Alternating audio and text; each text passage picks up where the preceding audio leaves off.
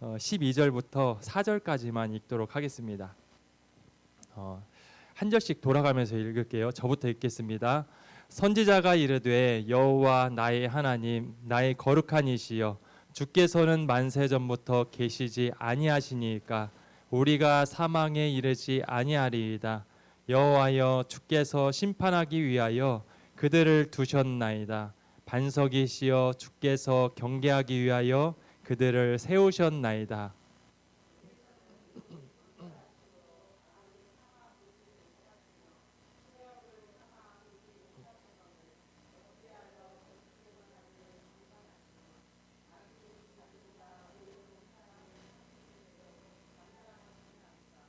주께서 어찌하여 사람을 바다의 고기 같게 하시며 다스리는 자 없는 벌레 같게 하시나이까?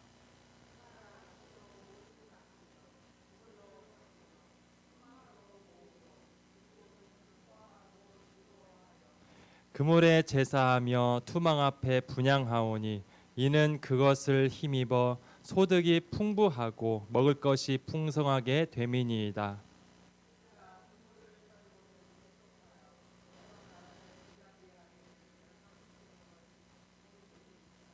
내가 내 파수하는 곳에 서며 성루에 서리라. 그가 내게 무엇이라 말씀하실는지 기다리고 바라보며 나의 질문에 대하여 어떻게 대답하실는지 보리라 하였더니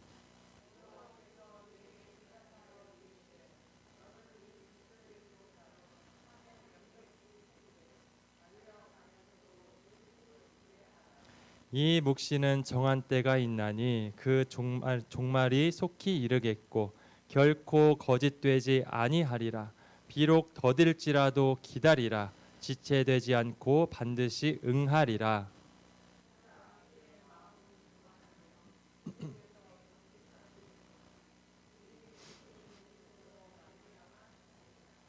아멘. 하박국서 살펴보고 있는데 하박국서의 구조가 상당히 간단하다고 그랬죠. 총 3장으로 이루어졌고 56절짜리 짧은 말씀인데 이 하박국서는 두 번의 질문과 두 번의 대답 그리고 하나님을 향한 찬양으로 마친다고 했죠. 1장과 2장이 두 번의 질문과 두 번의 답이에요.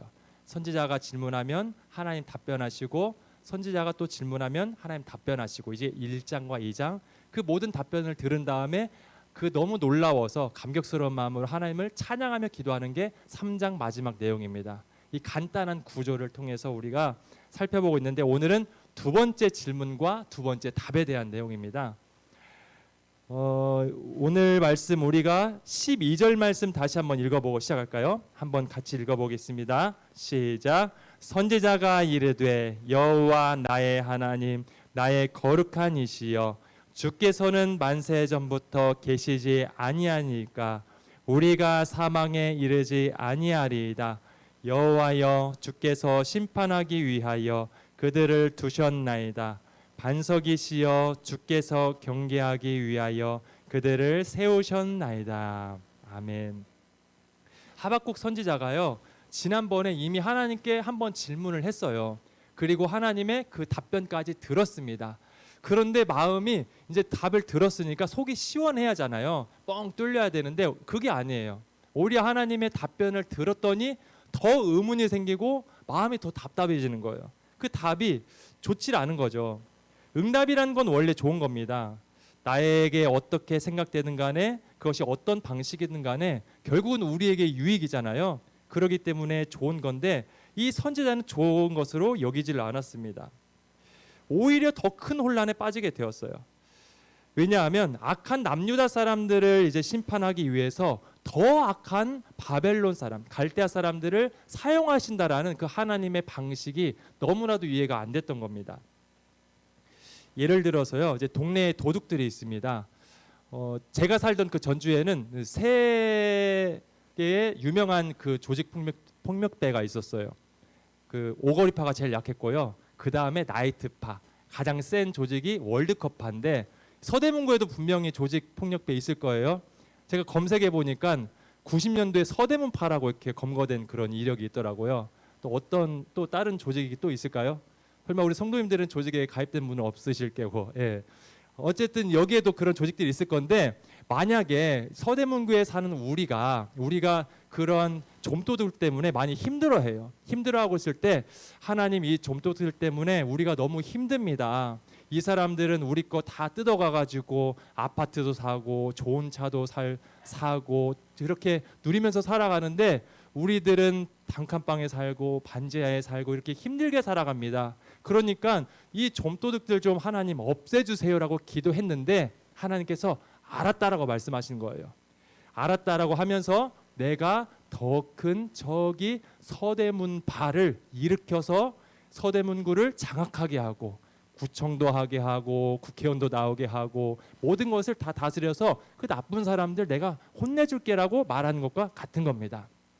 만약에 하나님께서 우리에게 이렇게 응답하신다면 우리 성도님들은 마음이 후련할까요?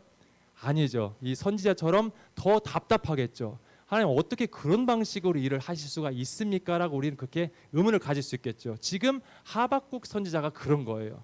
하나님이 답변을 주셨는데 어떻게 그렇게 일을 하실 수 있는가? 의문이 풀리지 않고 오히려 더 의문이 생겼습니다. 그래서요. 다시 하박국 선지자는 두 번째 질문을 던질 수밖에 없었습니다. 의문이 풀리지 않았으니까요. 그런데요. 이번에는 좀 조심스럽게 질문하기 시작해요. 우리가 첫 번째 질문했을 때에는 어찌 됨이니까 언제까지 부르짖어도 이렇게 응답하지 않으시겠습니까? 라고 하면서 하박국 선지자가 하나님께 직설적으로 이렇게 항의를 했었잖아요. 근데 이미 한 번 그렇게 항의를 했으니까 두 번째는 조금 더 조심스러워지는 걸 우리가 보게 됩니다. 오늘 아까 읽었었던 12절 말씀 보면 12절에 바로 하나님이라고 부르지 않고요. 하나님이라고 부르기 전에 무엇라고 설명을 해요. 한번 처음부터 볼까요? 12절에 보면 6번이나 이렇게 부르는데요. 여호와 찾으셨죠? 여호와 다음에 나의 하나님, 나의 거룩하신 분, 나의 거룩하신 분 그러죠. 그 다음에 만세전부터 계신 분, 여호와, 반석. 하나님의 이름을 함부로 이제 부르지 못하고 두 번째니까 이렇게 6번이나 하나님의 성호와 성품을 불러가면서 조심스럽게 두 번째 질문을 할 준비를 이제 합니다. 그리고 이제 질문을 또 하려고 하는데요. 13절, 14절 말씀 우리 같이 한번 읽어보도록 할게요. 시작.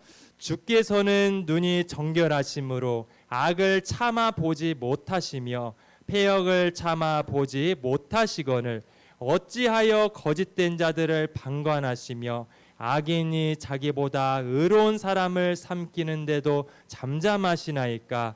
주께서 어찌하여 사람을 바다의 고기 같게 하시며 다스리는 자 없는 벌레 같게 하시나이까. 아멘.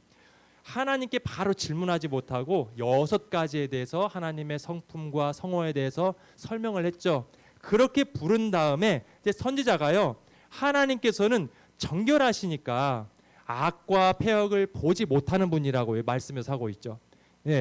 6가지를 말한 다음에 하나님은 그러니까 악을 보지 못하는 분이잖아요. 패역을 보지 못하는 분이잖아요. 라고 하는 거예요. 그런데 왜 어떻게 이렇게 갈대아인 같은 악한 사람들을 일으켜서 우리 유다 사람들을 그렇게 징벌할 수 있는 겁니까? 라고 덧붙여서 설명하는 겁니다. 지금 선지자가요. 남유다가 하나님 앞에서 의롭다라고 하는 것이 아니에요. 의롭다라고 죄가 없다고 하는 것이 아니고요. 또 하나님에 의해서 바벨론이라는 나라가 사용될 수 없다라는 것을 말하는 것도 아니에요. 사용될 수 있다고 합니다. 그리고 자기들이 죄가 없는 것이 아니라 죄가 있다라는 것을 그도 인정합니다. 하지만 문제는요. 수위예요. 수위. 하나님께서 일하는 수위가 너무 도를 넘어선 것 같다라고 그렇게 말을 하는 겁니다. 그래서 그는 그렇게 이어서 또 질문을 하는데요. 15절에서 16, 17절 말씀 우리 한번 다 같이 읽어볼까요? 시작. 그가 낚시로 모두 낚으며 그물로 잡으며 투망으로 모으고 그리고는 기뻐하고 즐거워하여 그물에 제사하며 투망 앞에 분향하오니 이는 그것을 힘입어 소득이 풍부하고 먹을 것이 풍성하게 됨이니이다. 그가 그물을 떨고는 계속하여 여러 나라를 무자비하게 멸망시키는 것이 옳으니까. 아멘. 너무나도 도를 넘어섰다는 겁니다. 남유다가 죄가 없는 것이 아니에요. 그들의 죄가 있습니다. 그리고 바벨론도 얼마든지 사용할 수 있어요. 하지만 그렇게 악한 나라를 통하여서 그들에 비해선 좀 선한 우리를 그렇게 괴롭히게 하는 것, 이것은 좀 아니지 않습니까? 그 방법이 수위가 너무나도 도를 넘어선 거 아닙니까? 그렇게 하나님께 항의를 하는 것입니다. 그렇게 질문을 한 다음에요, 이제 그 하박국 선지자가 하나님께 15절에서 방금 읽은 17절에 걸쳐서 그들은 이렇게 하나님께 사용받을 수 없는 악한 모습들을 가지고 있습니다라고 하면서 네 가지를 설명을 해요. 첫 번째는 15절에 나와 있듯이 그들은 권력을 남용하는 사람들입니다. 모두 낚으며 그물로 잡으며 투망으로 모으고 이렇게 말을 하고 있죠. 갈대아 사람들은요, 자기보다 상대적으로 약한 그 사람들을요 마구마구 다 점령하기 시작했습니다. 그물과 투망이라고 하고 있죠. 투망을 이렇게 쳐보신 분은 알겠지만 되게 촘촘해요. 그래서 큰 고기만 잡히는 게 아니라 작은 고기들도 잡힙니다. 낚시는 그래도 한 마리씩 낚잖아요. 근데 투망은 모든 것을 한 번에 다 긁어 모으거든요. 이것은 갈대아 사람들이 무자비하게, 약한 사람이든 강한 사람이든 남자든 여자든 무자비하게 아무것도 인정사정 볼 거 없이 다 그냥 무자비하게 악하게 다 잡아갔다는 겁니다. 그렇게 악한 사람들이, 그 힘을 가지고 남용했던 사람들이 바벨론 사람들이었어요. 두 번째는요, 자신들의 만행을 기뻐하는 사람들입니다. 15절 후반에 보면 기뻐하고 즐거워하여라고 하고 있죠. 어부들이 많은 물고기를 잡은 다음에 막 기뻐하는 것처럼 많은 사람들을 끌고 와서 포로로 데리고 와서 기뻐해요. 참 그들이 얼마나 울고 불고 그랬겠습니까? 그런 모습을 보면서도 전혀 양심에 찔림도 없고 마음의 아픔도 없이 자기들은 그냥 많은 사람들을 끌고 왔으니까 그냥 기뻐하는 거예요. 그렇게 자비로움도 없는 그러한 사람들이었습니다. 세 번째는요, 모든 것을 주신 하나님을 알지 못하는 자들이라고 하고 있습니다. 16절 상반절에 보면요, 그들이 그렇게 말을 하고 있죠. 그물의 제사하며 투망 앞에 분향하오니라고 하고 있죠. 그것들이 자기들이 이렇게 많은 나라들을 점령하도록 도와주었다라고 생각을 하는 겁니다. 투망이라는 것은 그들 자기들의 힘, 군사력을 말하는 거죠. 그러니까 오늘 말씀에도 쭉 읽어보면 하나님께서 바벨론 사람들을 일으켰다라고 했는데 바벨론 사람들에게 하나님이 권력을 주시고 힘을 주셔서 모든 것을 할 수 있는데 그렇게 된 건데 이들은 하나님이 자기들에게 그 힘을 주었다는 것을 모르는 거예요. 자기들의 힘, 군사력, 모든 것으로 이 사람들을 다 우리가 긁어 모았다라고 하면서 하나님이 주셨다는 것을 알지 못하면서 스스로 떵떵거리는 교만한 그런 사람들이었습니다. 만약에 이방인들을 사용한다 하더라도 그들이 하나님을 인정하는 사람들이라면, 아니면은 남유다 사람들처럼 그래도 어느 정도의 도덕성이 있는 그런 사람들이라면 바벨론을 사용하여서 우리를 점령하는 것을 이해를 하겠는데, 그들은 하나님도 인정하지 않는 사람들이고 우리와 비교했을 때도 훨씬 악한 사람인데 어떻게 그들을 통하여서 우리를 이렇게 점령하도록 벌을 하십니까? 이것은 도를 넘어선 겁니다. 그래서 이 선지자가 화가 났던 것입니다. 그리고 네 번째는요, 착취한 것으로 호화로운 생활을 누리는 사람들이에요. 16절 그 후반절에 보면 그렇게 나와 있죠. 16절에 보면은 풍부하고 먹을 것이 풍성하게 됨이니이다라고 말을 합니다. 그들은 참 기름진 것을 먹고 넉넉하게 살아요. 그런데 그것이 과연 어디서부터 왔냐는 거예요. 자기들이 힘들게 벌고 일하고 그래서 얻은 거면 괜찮은데 자기들은 남의 것을 그냥 다 착취한 겁니다. 다 빼앗은 거예요. 그것들로 이렇게 호화로운 것을 누렸습니다. 수고하지도 않고 남의 것을 빼앗아서 호화로운 생활을 누리는 사람, 그것이 바로 이 갈대아 사람들이었어요. 하박국 선지자가 지금 왜 이렇게 하나님께 화가 났을까요? 갈대아인들을 사용해서 남유다를 심판하는 일이 이해할 수 없기 때문에 그는 지금 화가 난 상태이죠. 그가 다시 이제 하나님께 그래서 질문을 했습니다. 질문을 한 이유는 남유다도 악하지만 우리보다 바벨론 사람들이 갈대아 사람들이 더 악하다는 겁니다. 그 더 악한 사람들을 그보다 덜 악한 우리를 심판하시는 데 사용하는 것이 이것이 옳지 않습니다라고 항변하는 거예요. 그러면 여기서 우리가 생각해 봐야겠죠.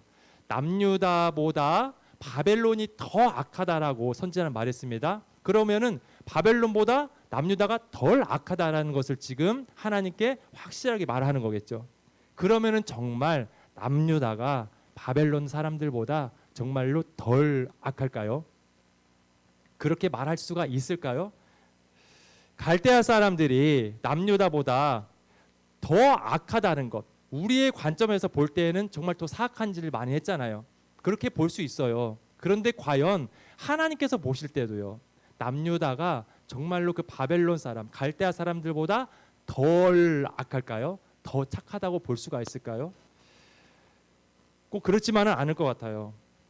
제가 오래전에 아모스서를 보면서 아모스서 3장 2절의 말씀이 저에게 참 많이 와닿았는데 이렇게 기록되어 있습니다. 내가 땅의 모든 족속 가운데 너희만을 알았나니라고 하고 있습니다. 세상에 족속들이 정말 많아요. 나라들 정말 많은데 그 중에서 하나님께서는요, 이스라엘 너희들만 나는 알았어라고 하는 거예요. 너희들만 내가 택했어. 다른 나라들 정말 많은데 그들을 택하지 않고 나는 너희들 한 나라, 너희들만 선택했어. 너희들만 나와 관계 있는 사람들이야 라는 것을 말해주는 거죠. 이것은 정말 특별한 사랑을 받은 겁니다. 이스라엘 백성들만이 받은 특혜예요. 세상 앞에서 이스라엘 사람들, 그 사람들만이 나의 특별한 백성이다 라고 선포한 것과도 같다고 볼 수 있습니다. 그렇게 특혜를 받았으면 그에 대한 책임도 더욱더 막중하겠죠. 거룩하신 하나님께서 자기 백성들에게도 거룩한 삶을 살 것을 요구해 주셨습니다. 그렇기 때문에 다른 사람들과 구별된 삶, 다른 사람들보다 남다른 삶을 살아가야 했어요. 따라서 죄에 대한 책임도 다르겠죠. 같은 도둑질을 하더라도요, 갈대아 사람들이 잘못을 저지른 것과 유다 사람들이 저지른 것, 똑같은 죄를 저지르다도 죄악의 크기는 다르겠죠. 왜냐하면 유다 사람들은 하나님을 알고 하나님께 선택받은 사람들이지만 갈대아인들은 하나님을 알지도 못하고, 그렇기 때문에 그들이 똑같은 유다 사람들과 죄를 졌다 할지라도 유다 사람들이 더 큰 죄를 저질렀다고 볼 수가 있는 겁니다. 그들은 선택을 받았고요, 율법도 받았고요, 거룩한 삶을 살아가야 된다라는 그러한 요구도 있었습니다. 하나님께 선택받은 자와 선택받지 못한 자로서 같은 죄를 짓더라도 죄에 대한 책임과 크기는 달라진다는 것을 우리는 여기서 볼 수 있는데, 이것은 우리도 동일한 문제입니다. 만약에 마트에서 빵을 하나 훔치더라도요, 어른이 훔친 것하고 아이가 훔친 것이 죄가 똑같지 않죠. 똑같은 것을 훔쳤어요. 하지만 어른이 훔친 것과 아이가 훔친 것의 죄상은 틀립니다. 어른은 모든 것을 다 아는 사람이 저지른 거예요. 아이들은 그럴 수 있잖아요. 아직 모르니까.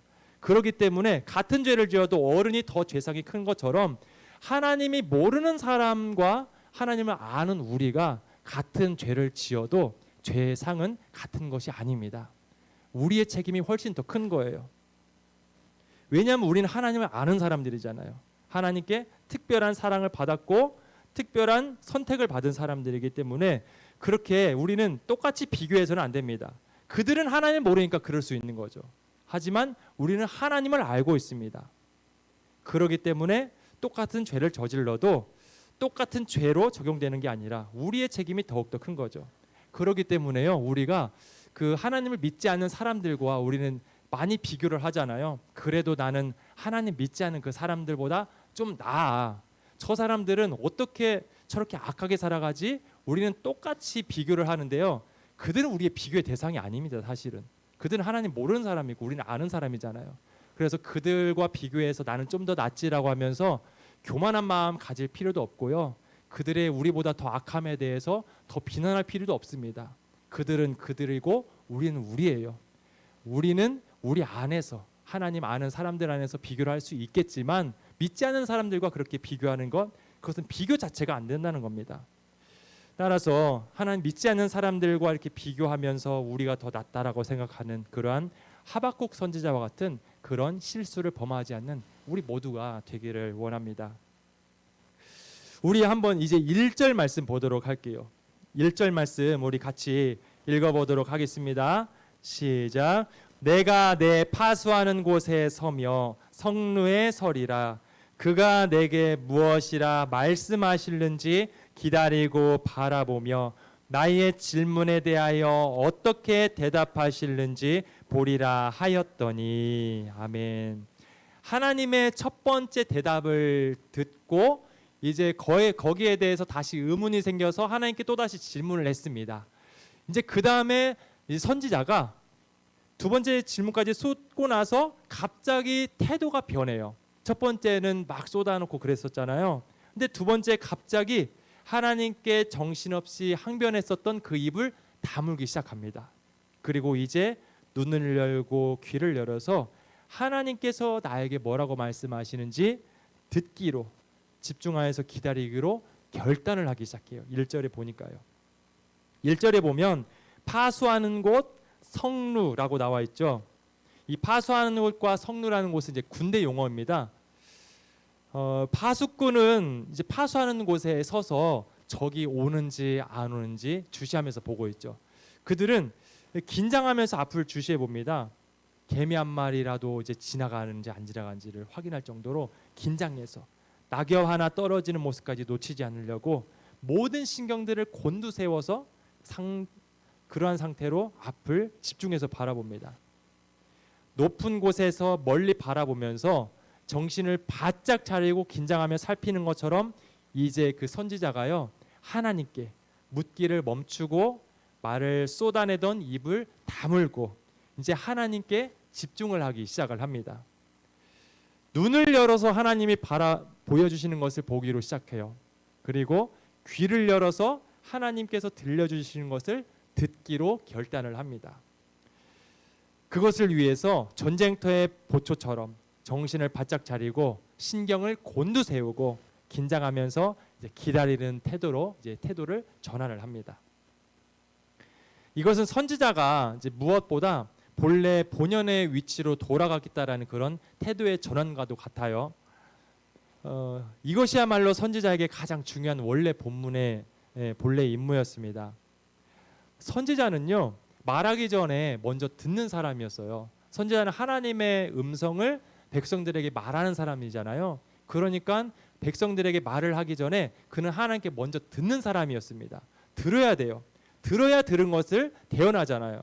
듣지도 않고 만약에 전한다면 그것은 거짓 선지자겠죠. 그래서 그런 사람들을 예레미야서에서도 예레미야가 그 거짓 선지자를 하나님께 듣지도 않고 자기들의 마음대로 선포한다고 책망한 것을 우리가 보게 됩니다.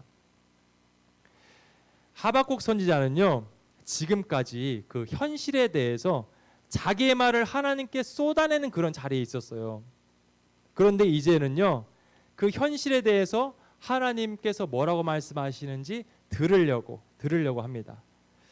이전까지는 현실을 고민하면서 하나님께 도전적으로 질문하는 그런 자리에 있었어요. 그런데 이제는 고요히 기도하면서 하나님을 바라보고 기다리기로 태도를 바꿨습니다. 이것은 선지자만이 아니라 우리 모든 하나님의 백성들이 취해야 할 본연의 모습이기도 하죠. 우리는 때로 입을 다물고 대신 귀를 열어서 하나님의 음성을 듣는 모습으로 자세를 바꿔야 합니다. 하나님께서 보라고 하시는 것, 하나님께서 보여주시는 것, 들려주시는 것, 이것을 들으려고 우리는 기다려야 합니다. 내가 보고 있는 것을 왜 보지 못하냐고 하나님께 우리는 때로 소리를 질러대기도 하죠.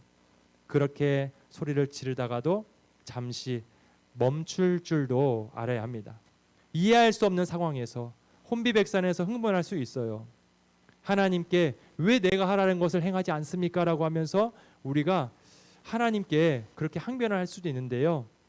그렇게 하다가도 조용히 하나님께서 행하시는 것을 보기 위해서 입을 다물고 기다려야 할 때가 있다라는 겁니다.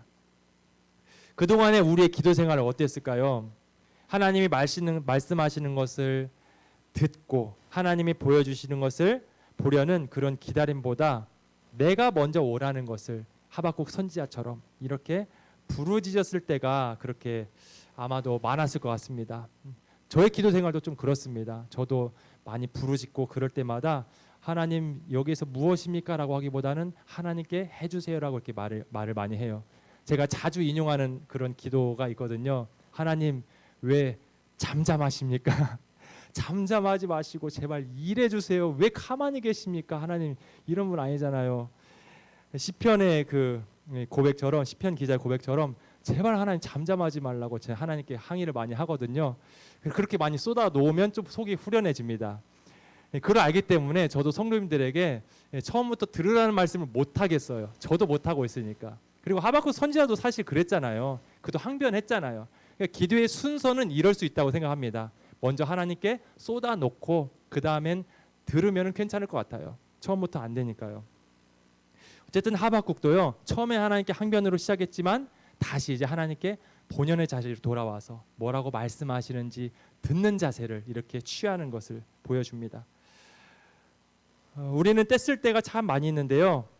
말씀하시는 하나님이 아니라 우리의 말을 듣고 그대로 움직이시는 하나님을 우리는 너무나도 강해왔습니다. 우리의 필요와 야망에 따라서 하나님을 졸라대고 몰아붙이는 그 자리에서 이제는 이 선지자처럼 하나님의 말씀을 듣기 위해서 파수의 자리에 그리고 성루의 자리에 듣기 위해서 우리는 이제 올라가는 자리에 있어야 합니다. 이것은 다름이 아니라 기본으로 돌아가는 것이라고 우리는 볼 수 있어요. 우리의 자리로 다시 돌아가는 겁니다. 일이 안 풀릴수록, 일이 복잡하게 얽혀갈수록, 상황이 점점 미궁에 빠질수록 시급할 때마다 우리는 더 성급해져서 하나님께 항변하면서 달라고 해결해 달라고 하는 그런 경우가 있습니다. 그런데 그럴 때 그렇게 하면요 더 일이 꼬이고 어렵게 되는 것을 보게 됩니다. 그럴 때일수록 우리가 침착하게 우리의 본연의 자리로 다시 돌아가는 겁니다. 하나님의 말씀, 뭐라고 말씀하시는지, 어떻게 하시길 원하시는지 우리의 귀를 열고 우리의 눈을 들어서 하나님을 바라보는 그 본연의 자리로 우리는 다시 돌아가야 한다는 것입니다. 우리 2절에서 4절 말씀 한번 보도록 할까요? 함께 우리 2절부터 4절까지 읽어보겠습니다. 시작.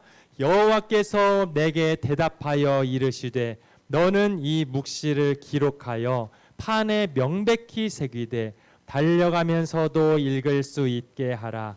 이 묵시는 정한 때가 있나니 그 종말이 속히 이르겠고 결코 거짓되지 아니하리라. 비록 더딜지라도 기다리라. 지체되지 않고 반드시 응하리라. 보라, 그의 마음은 교만하며 그 속에서 정직하지 못하나 의인은 그의 믿음으로 말미암아 살리라. 아멘. 선지자가 얼마나 기다렸을까요? 기다렸고 얼마나 기다렸는지는 나오진 않지만 좀 오랜 시간 아마도 기다렸던 것 같아요. 오랫동안 기다렸는데 참 힘든 기간이었을 거예요. 그런데 드디어 하나님의 응답이 왔습니다. 그 응답에서 이제 네 가지 내용을 담고 있어요. 방금 읽은 내용에서요. 2절에서 4절까지의 네 가지 하나님의 응답의 내용을 담고 있는데요. 먼저 첫 번째는 하나님의 응답이 확실하다는 것입니다. 2절 말씀에 나와 있죠. 2절에 보면 기록하여 판에 명백히 새기되라고 하고 있습니다. 지금부터 이제 하나님께서 선지자에게 말씀하실 건데 그것이 확실한 내용이라는 것입니다. 판에 새기라고 말씀하고 있죠. 판에 우리가 이렇게 기록하고 적는 것은 이렇게 썼다 지울 수 있잖아요. 근데 아예 파가지고 새겨버리는 것은 지워지질 않죠. 그대로 남아있죠. 그것처럼 하나님께서 말씀하시는 것이 어떻게든 사라지지 않고 확실하게 그대로 이룰 것이다. 그만큼 확실한 것이다라고 하나님께서 확실하게 말씀하십니다. 그리고 두 번째는요. 반드시 때가 있다라고 말씀하세요. 3절 초반에 보면은 이 묵시는 정한 때가 있나니라고 하고 있죠. 역사에는 하나님이 정하신 때가 있고 반드시 하나님의 공의는 실현되어야 말 것이다라는 그런 하나님의 선언입니다. 그렇기 때문에 갈대아인들이 견고하게 서 있다고 해서 이제 괴로워할 필요가 없어요. 그들은 자기들의 악한 대가를 반드시 때가 되면 거둘 것이기 때문이에요. 하나님의 공의는 없는 것이 아닌지 의심할 필요도 이제 없는 겁니다. 왜냐하면 하나님께서 공의의 시행을 잊어버리신 것이 아니라 이루실 것이기 때문에 걱정할 필요가 없는 것입니다. 세 번째는 기다리라고 하고 있어요. 3절 후반에 보면은 더딜지라도 기다리라라고 하고 있죠. 하나님의 말씀은 확실하고 때가 되면 반드시 실현될 것이니까 이것을 알고 있는 사람은 이제 기다리라고 말씀하십니다. 역사가 그렇게 진행될 것을 아는 사람은요, 당연히 그 정한 때가 그때를 기다립니다. 반드시 이루어지고야만 그 일을 기다리게 되는 거죠. 여기서 기다림은 이제 인내심의 문제가 아니라 이 믿음의 문제입니다. 멀리 바라보면서 기다리는 것이 아니에요. 기다리다 보면 잘 되겠지라고 생각하는 그런 긍정적으로 생각하는 그런 긍정의 힘도 아닙니다. 아무런 대책이 없어서 어쩔 수 없으니까 그래 여기라도 기대를 걸자라고 하면서 그렇게 기다리는 기다림도 아니에요. 이를 악물고 견뎌내는 것도 아닙니다. 결과가 확실하기 때문에 나는 결과를 확실하게 알기 때문에 그걸 알고 기다리는 겁니다. 결과가 어떻게 될지가 너무나도 분명히 알고 있기 때문에 그 이유를 가지고 기다리는 거예요. 이 구약에서 이제 기다림으로 표현된 것이 이제 신약 시대에 보면 신약에 보면은 인내라는 단어로 자주 표현되거든요. 이 야고보서에 보면은 이 인내라고 하면서 인내의 표본이 될 세 가지 부류의 사람을 이렇게 말을 합니다. 먼저 첫 번째는 농부예요. 농부의 인내를 배우라라고 야고보서는 이렇게 말을 하고 있습니다. 그렇다면 농부의 인내는 무엇일까요? 농부의 인내는 가을에 대한 기다림이겠죠. 농부는 씨앗을 들고 밖에 나가서 씨앗을 뿌립니다. 근데 뿌린다고 해서 다음날 그 다음날 바로 열매가 나타나지 않죠. 하지만 그는 기다립니다. 그 씨앗이 언젠가 때가 되어서 곡식단으로 돌아오게 될 것이라는 것을 확실하게 믿고 그는 기대합니다. 아무런 변화가 없는 땅이지만 기대를 해요. 비가 엄청나게 몰려와요. 폭풍이 엄청나게 몰려와요. 하지만 내일은 또 멈출 거야 라는 생각으로 그런 확신을 가지고 이제 기다립니다. 그리고 가을은 반드시 올 것이다. 가을이 오면 나는 기쁨의 곡식단을 가지게 될 것이다 라는 그러한 믿음을 가지고 그러한 소망을 가지고 농부는 기다리게 됩니다. 둘째는 선지자의 인내를 배우라고 하고 있습니다. 야고보는요, 선지자가 고난을 길에 참는 모습을 인내의 본으로 삼으라고 하고 있어요. 선지자는 하나님의 말씀을 선포하는 사람이기 때문에 참 많은 고통을 받습니다.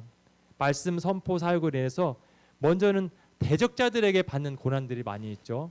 그리고 또 그것만이 아니라 자기 백성들에게 하나님 말씀을 전하면서도 쓴소리를 하면서 그것 때문에 받는 고난들도 있습니다. 그러니까 모든 사람들에게 다 적과 같은 거예요. 좋은 소리를 못 듣는 거예요. 그런데도 선지자는 어떻게 그렇게 많은 대적자들이 있음에도 불구하고 그 말씀을 확신 있게 선포를 할까요? 하나님께서 하신 말씀이기 때문에 그대로 반드시 이루어질 것이라는 그 확신이 있어서 그는 많은 사람들이 반대하고 뭐라고 한다 할지라도 그대로 선포하면서 인내하며 갈 수 있는 겁니다. 그리고 셋째는 욥에게서 배우라고 해요. 욥 하면 원인 모를 그런 고난 받았었던 사람으로 우리가 기억하죠. 그가 참 원인을 모르는 고난 속에서도 인내했는데 그렇게 끝까지 인내할 수 있는 비결은 바로 하나님에 대한 신뢰였습니다.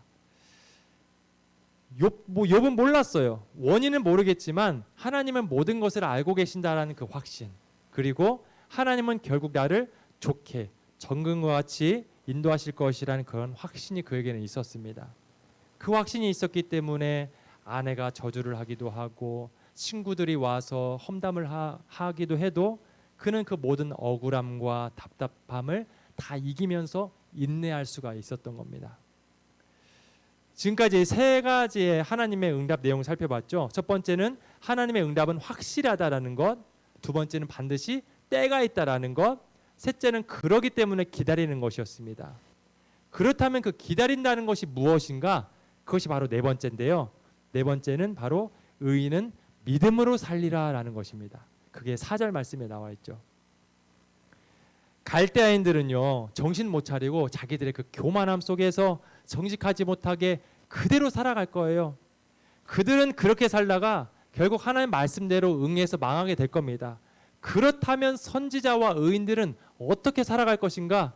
너희들은 믿음으로 살아가라 라고 말씀하십니다. 공평하신 하나님께서 악한 자를 심판하시고 억눌린 자에게는 보상하실 것이라는 것. 이 기대는요, 엄청난 큰 믿음을 우리에게 그리고 그들에게 요구를 했습니다. 하나님께서 이렇게 말씀하셨지만 현실은 그대로잖아요. 바벨론은 여전히 잘 되잖아요. 유다 사람들은 여전히 힘든 삶을 살아갑니다. 악인들은 그대로 형통해요. 이 상황에서 믿음을 지키면서 살아간다는 것 쉬운 것이 아니죠. 하지만 하나님께서는 믿음으로 살아갈 것을 요구하시고 그리고 그 믿음으로 우리는 살아가야 하는 것입니다. 믿음의 내용은 하나님은 반드시 공의를 행하신다는 믿음, 그리고 하나님의 공의는 반드시 때가 있고 반드시 시행된다는 믿음이죠. 이것은 다름 아니라 하나님의 하나님 되심에 대한 인정입니다. 하나님의 절대 주권에 대한 절대적인 신뢰예요. 그래서 우리는 그것을 믿고 기다릴 수가 있는 것입니다. 이것이 바로 믿음이에요. 우리가 버텨내기 힘든 그 현실에서도요, 이렇게 살아갈 수 있는 힘은 하나님에 대한 그 절대적인 신뢰에서 나옵니다. 역사는 하나님이 뜻하신 대로 진행될 것이고 그리고 결국 그렇게 되고 말 것이며 그것이 하나님이 주권적으로 행하신다는 그런 믿음입니다. 역사를 다스리시는 그 하나님의 선하신 통치에 대한 그러한 절대적인 신뢰입니다. 그렇기 때문에 현실은 여전히 그대로이지만 어떻게 되어도 현실은 그대로이지만 세상이 어떻게 되더라도 우리는 한 걸음 한 걸음 믿음으로 삶을 살 수 있는 것입니다. 세상이 아무리 뒤집어져도 세상이 아무리 제 마음대로 간다 할지라도 우리는 그 결과와 최후의 모습을 알기 때문에 우리는 우리대로의 모습을 걸어갈 수 있는 거예요. 가슴 조이면서 살아가는 것이 아니라 불안한 마음으로 살아가는 것이 아니라 확실히 이루어질 것을 믿고 여유 있는 마음으로 걸어가는 것입니다. 이것이 바로 믿음으로 살아간다는 그런 의미이죠. 믿음은 마음에 존재하는 것이 아닙니다. 믿음은 표출되는 거예요. 믿음은 하나님이 온 세상의 주인이시고 모든 것은 하나님의 계획대로 이루어지고 있으며 지금도 하나님은 하나님의 계획을 향해서 달려가고 있다라는 것을 믿고 있는 겁니다. 이 하나님의 절대 주권을 믿으니까 그 사람의 마음은 평안하겠죠. 그러니까 세상이 어떻게 흘러가든지 결과는 아는 자로서 확신 있게 여유 있게 그 믿음의 길을 걸어갈 수 있는 겁니다. 우리의 길을 걸어가는 겁니다. 이렇게 결과는 아는 자로서 평안하게 여유 있게 우리가 모두 걸어가는 그런 믿음의 여정이 되기를 원합니다. 이제 그 다음 5절부터 마지막 20절까지는요. 갈대아인들이 어떻게 될 것인가. 하나님의 백성들은 믿음으로 살아간다고 하는데 믿음으로 살아가라고 하는데 그러면 갈대아 사람들은 어떻게 되는 것인가. 그들을 하나님께서 가만두지 않고 망하게 될 것을 5절부터 마지막 20절까지 쭉 설명합니다. 먼저 5절에서는 갈대아인들의 그 악한 네 가지 기질들에 대해서 말을 하는데요. 우리 5절 말씀 한번 읽어볼까요? 시작. 그는 술을 즐기며 거짓되고 교만하여 가만히 있지 아니하고 스올처럼 자기의 욕심을 넓히며 또 그는 사망 같아서 족한 줄을 모르고 자기에게로 여러 나라를 모으며 여러 백성을 모으나니. 아멘.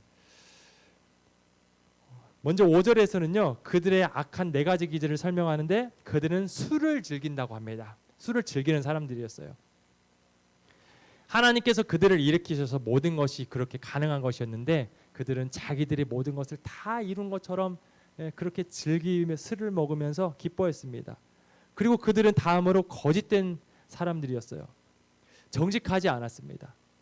다음으로 세 번째는요. 교만하다고 하고 있어요. 그들이 얼마나 교만했는지 풍선이 막 부풀어 오르다가 이제 터지기 직전 그것처럼 그들의 교만이 그렇게 부풀어 올라 있었습니다. 언제 터질지 모르는 그러한 모습과도 같았어요. 마지막 네 번째로는 그들은 가만히 있지 않았습니다. 욕망이 끊임이 없었어요. 지금도 얼마든지 많은 사람들을 많은 땅들을 점령했는데 멈추지 않고 계속 또 먹고 또 먹고 또 먹고 계속해서 확장해 갔습니다. 그러한 그들이 이제 어떻게 망할 것인가 6절부터 마지막 절까지 총 5번에 걸쳐서 화했을진저 화했을진저 5가지로 이렇게 저주를 하는데요. 이것은 조롱의 시라고 많이 알려져 있어요.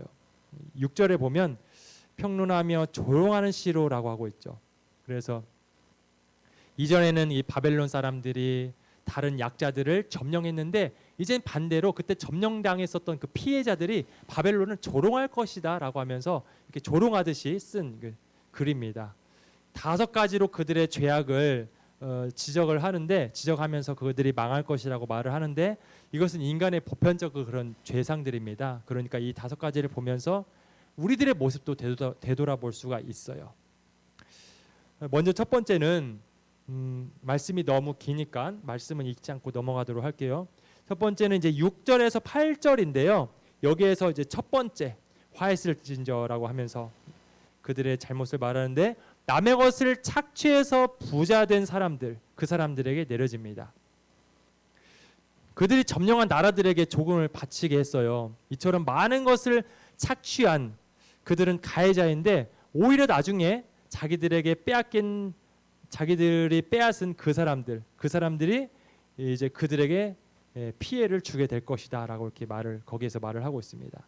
씻는 대로 거두게 하시고 부메랑의 원리처럼 다시 그들이 뿌렸던 것이 자기들에게 피해로 돌아오는 것을 말을 하고 있습니다. 그리고 이제 9절에서 11절까지는 이제 두 번째 이제 화했을진저라고 하는데 여기에서는 거짓된 평안을 추구하는 사람들에게 화가 있을 거라고 말을 합니다. 남들에게 착취한 재물을 가지고 호의호식할 뿐만 아니라 축적해놓고 오랫동안 누리려고 하는 것, 이것은 많은 것을 착취한 사람들의 기본적인 본능입니다. 갈대아 사람들은요, 다른 나라들의 것을 착취해서 모은 재산을 보호하기 위해서 높은 곳에 둥지를 트고 그들에게 닥칠 수 있는 여러 가지를 벗어나려고 했습니다. 원래 가진 사람들이 더 그러잖아요. 아무것도 집에 없는 사람들은 문도 다 열어놓고 다니잖아요. 근데 집에 많은 것이 있는 사람일수록 문도 잠그고 벽도 높이 쌓고 전기도 막 통하게 하고 이렇게 그것을 지키기 위해서 하죠. 이 갈대아 사람들도 그랬어요. 자기들이 가진 것이 많다 보니까 그것을 지키기 위해서 더 힘썼습니다.